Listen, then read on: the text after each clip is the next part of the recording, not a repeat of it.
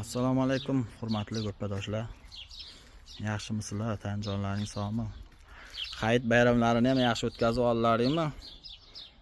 Biz bugun bayramdan keyingi birinchi syomkamiz.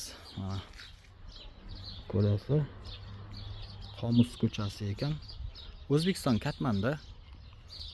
Shu yerda 40 sotixli xonadonimiz bor ekan. Ikkita uy, ikki tomonlama qurilgan. 2 kishi sotib olsa ham bo'ladi. Xo'p, bu yerdan 50 metrdan keyin katta ko'chaga chiqiladi, asfaltga. Hozir kirib keldik o'zimiz. Sentrdan o'tgan joyda, mahallaning ichida. Mana bu ochiq turgan darvozada mana shu sotiladi. Limonariyasini ko'ryapsizmi? O'shandan ham sal nariyoqdan, bir 10 metr nariyoqdan agar o'lchanadi.